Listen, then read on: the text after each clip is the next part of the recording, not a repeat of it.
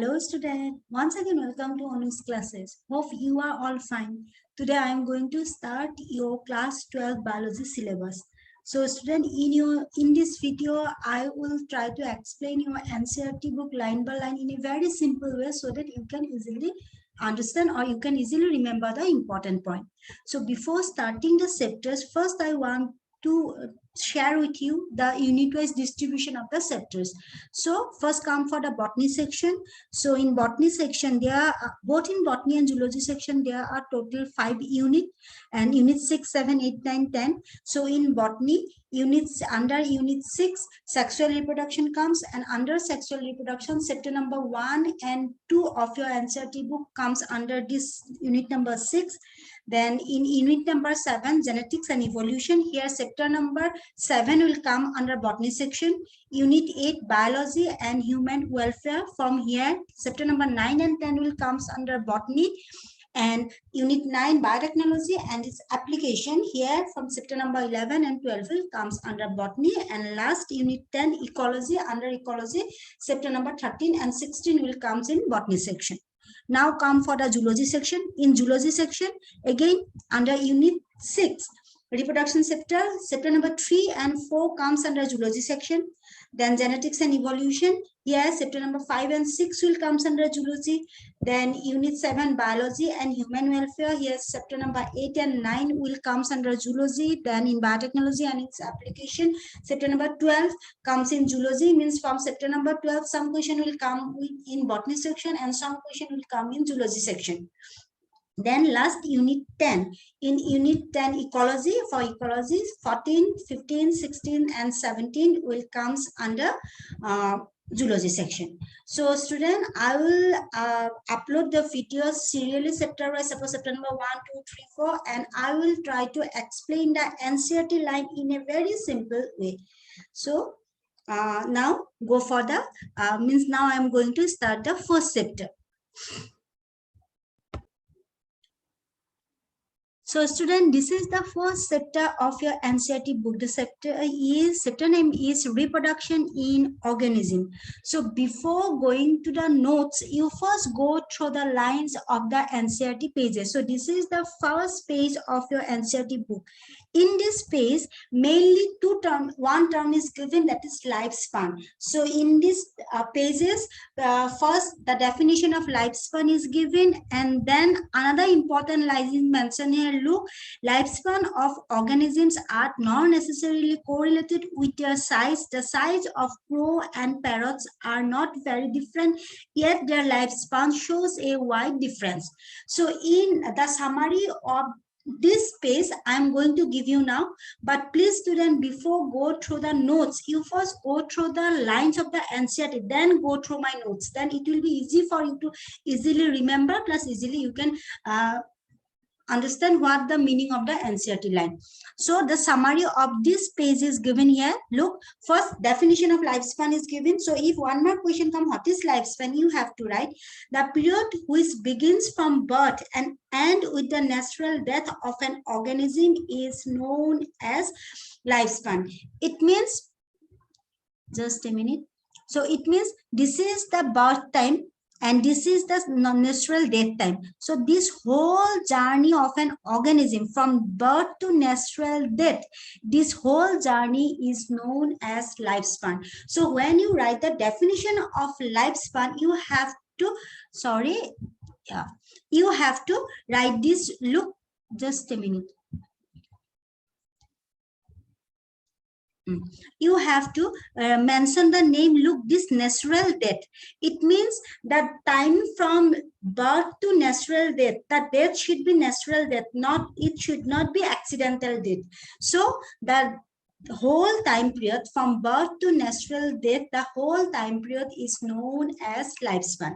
Next important point of the pages is that the lifespan is not correlated with the size of an organism. That is, example is crow and parrot is given, means the size of crow and parrots are almost similar, but their lifespan is different. It means the lifespan of a crow is 15 years, whereas the lifespan of a parrot is 140 years. It means lifespan does not correlate, it means related correlated with the size of the organism. In the same way, another example is mango and people, means the size of both tree are almost same, but their lifespan is different. So if question come, give to example of two animals or two plants to show that the lifespan is not correlated with the size, then for animal you can, or birds, you can give the example of crow and parrot, and for plant, if question come, then you give the example of mango and people. Next important point, whatever be the lifespan, death of an individual organism is a certainty. It means whatever may be the lifespan, it may be 15 years, it may be 100 years, it may be 140 years, but the death is compulsory. It means every organism is mortal. No one is immortal, except where is exception, but there is one exceptional case, that is no individual is immortal except single celled organism, means only some single cell organisms are counted as immortal. For example, amoeba. Why it is called as counted as immortal? Look, suppose this is the structure of an amoeba. Suppose this is a parent amoeba. So when the amoeba become mature, it is split, means this parent body is divided, split and divided into two daughter offspring, means two baby amoeba is formed.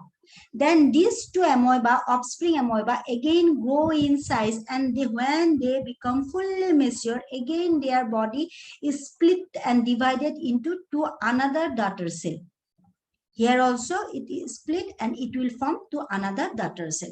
It means the parent body will not, means no death takes place there. This parent body is split and divided into two daughter cell. That's why amoeba and some that type of single organism, single cell organism, means unicellular organisms, is known as immortal. So question is frequently come, why amoeba is counted as immortal or known as immortal? Then you have to write this, means like this: an adult amoeba when become older then divided into two daughter cells having the same DNA and structure, so amoeba is known as immortal. So if question come like that, then you have to write this answer. Now go for the next pages of your Ncert book. This is the next page of your Ncert book. In this page, some diagram is given and the lifespan of these organisms are given. Some time lifespan is given. Suppose for butterfly it is mentioned that 1 to 2 weeks, but here for rose, for elephant, for dogs, no lifespan is mentioned. But you have to remember all the lifespan whose diagram is given here. So I am giving you the lifespan here. Horse, the lifespan is 62 years, whereas in elephant, the lifespan is 65 to 90 years. For rose, it is 5 to 7 years. For dog, it is 20 to 30 years. For butterfly, it is 1 to 2 weeks. Crow, it is 15 years. Banana tree, it is 20 to 25 years. Crow is 15 to 25 years. Parrot is 140 years. Crocodile is 60 years. Fruit fly is 20 to 30 days. Rice plant is 3 to 4 months. Tortoise is 100 to 150 years. And banyan tree is 200 to 300 years. So student, you have to remember the lifespan, all the organisms whose picture is given your Ncert book, because question is frequently asked from that picture. Now go for the next page of your Ncert book. This is the next page of your Ncert book. In this page, first definition of reproduction is given here, and then it is in the second para it is mentioned that reproduction is of mainly two types. One is asexual reproduction and another is sexual reproduction. So in the first para only the definition of reproduction is given. In the second para it is mentioned that there are reproduction is of two types, which is asexual and which is one is called asexual and one is called sexual. So student, before again I am telling you that before going to the note, you first go through these Ncert lines, then you go through my notes. Then it will be easy for you to remember and understand the important point. So for these two para, now we go for the notes. So first, definition of reproduction. Reproduction is a biological process in which an organism gives rise to young one offspring similar to itself. So what is reproduction? Means it is the process in which a parent cell gives rise to daughter cells which are similar to themselves, and these daughter cells are also known as offspring.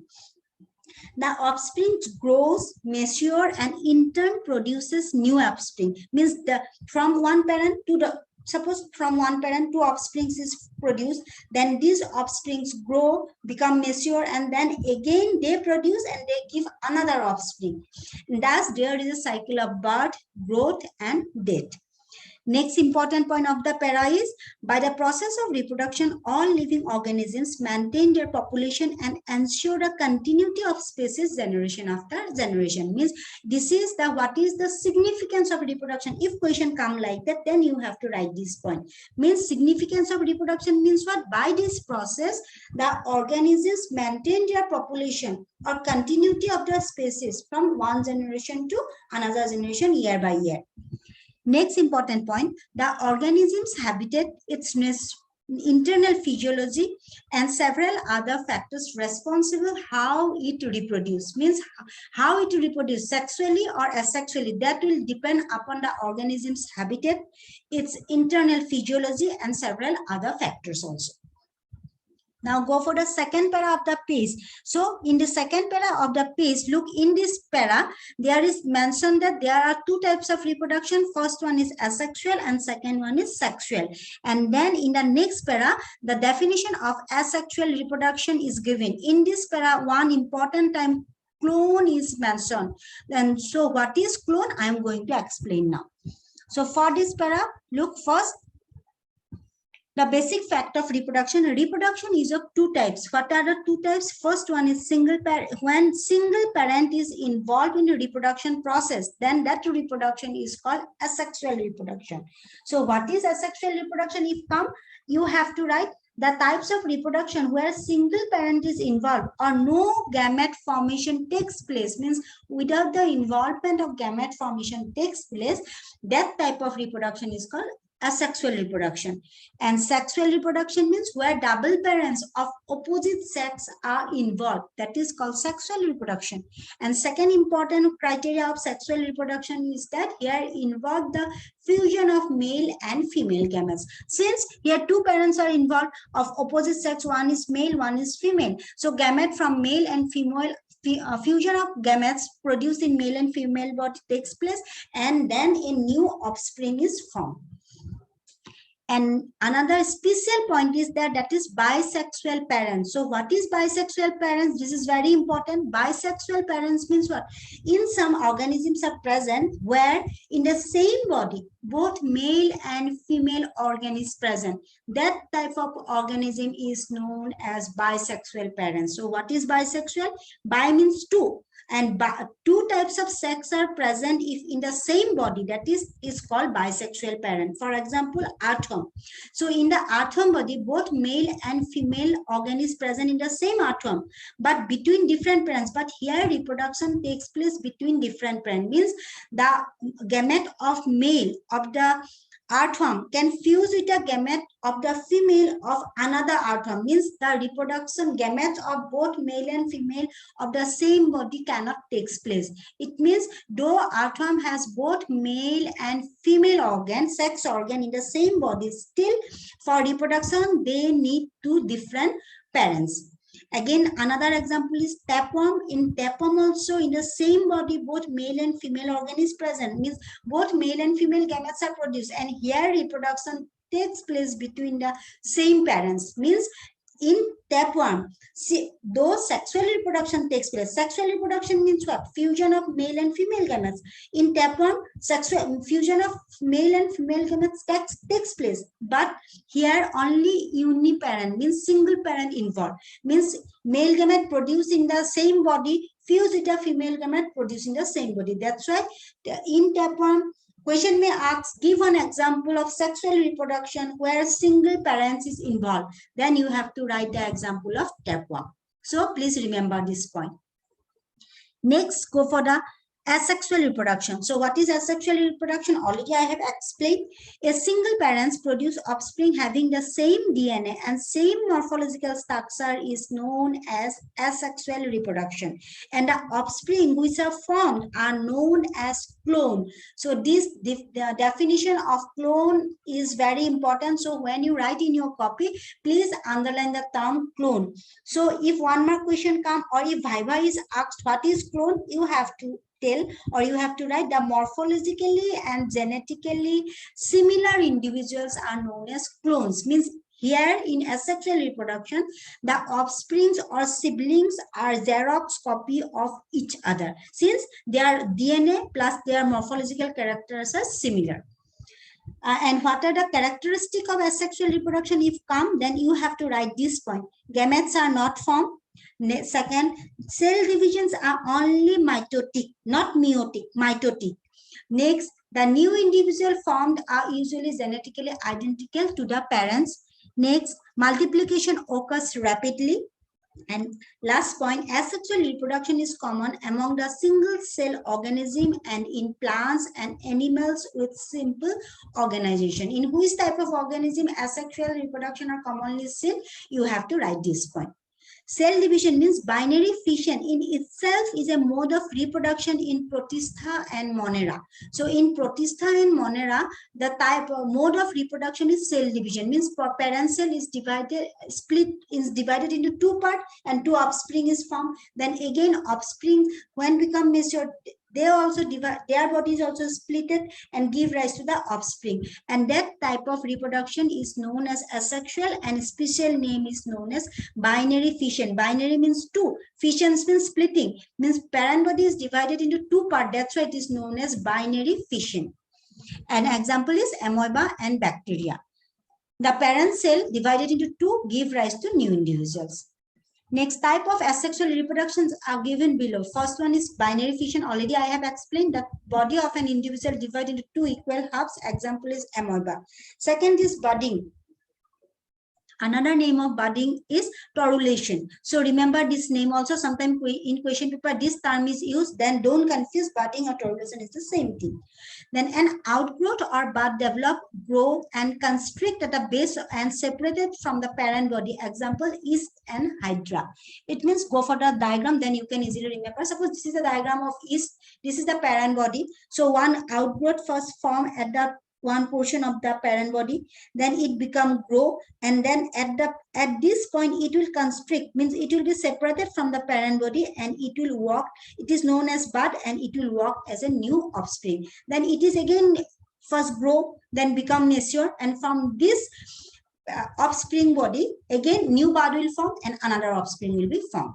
So this example is given in, this is the example of yeast, and next example is given in hydra. So here in the background, the diagram is that this is the diagram of hydra. So budding is, question may come where budding can be seen. Example, give example, you have to write example yeast and hydra. Next, zoospore, microsporic motile spore. Zoospore means these are microsporic motile. Motile means they can move structure, and where they are found in Chlamydomonas. It is a type of algae. This example, or you can say like zoospore are found in algae and fungi only. The next type of reproduction is conidia formation. Conidia means non-motile exogenous spores. Same example is penicillium. So diagram is, look, this is the diagram of penicillium. Here some, look, this is a parent body. From parent body some exogenous spores sains are formed. This is one, and they are non-motile, means they cannot move, and when they become grow and mature they will be separated from the parent body, and each exogenous cell will walk as a new offspring and they grow and give rise to another parent body. So this is example is penicillium.